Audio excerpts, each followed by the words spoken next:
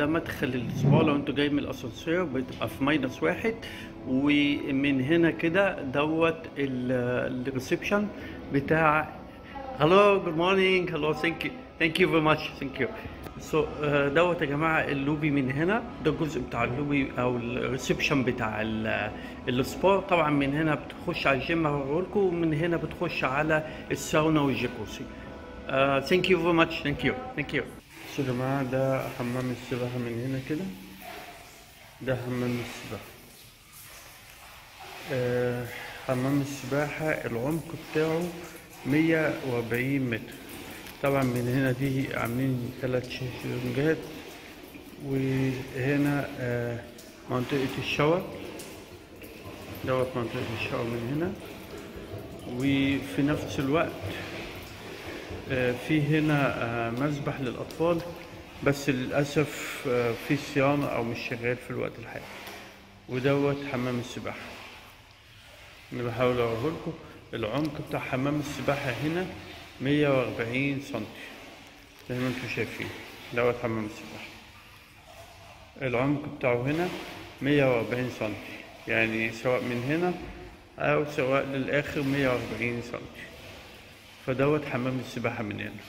بصوا زي ما انتم شايفين كده، من هنا ده مدخل الصالة الجيم.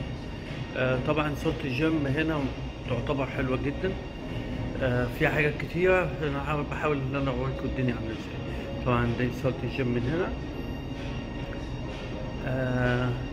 في اكتر من، زي ما انتم شايفين، اكتر من جرايات ومشات. هم عاملين الجزء اللي هنا ده كله، بص الجزء ده كده عاملينه كله مشات، وفي نفس الوقت الجزء دوت عاملينه الجزء اللي هو بتاع الحديد وزي ما انتم شايفين.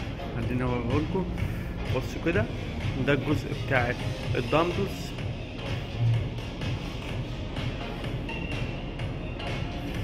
بصوا انا بحاول اوريكم الدنيا. طبعا ده الجزء الاجهزه، بصوا كده، ده الجزء بتاع الاجهزه كلها. انا بحاول اوريكم الدنيا كده. فدي باختصار صالة الجيم. بصوا يا جماعة، وانتوا رايحين كده بقى عشان تروحوا حمام السباحة، أول ما تخشوا هنا دوت بتلاقوا الجزء بتاع الفوق من هنا بتاخدوها، ودي غرفة وتقدروا تغيروا فيها. والجزء اللي هنا كده من على الجنب اللي هنا ده بيبقى غرفتين لغرف الشاور. ومن الناحية الشمال هنا دوت اللوكرات او الدواليب اللي انتوا بتحطوا الحاجات فيها. دي بتبقى بتحطوا رقم سري ليكم، وبتقدروا تستخدموا اي دولاب فيها.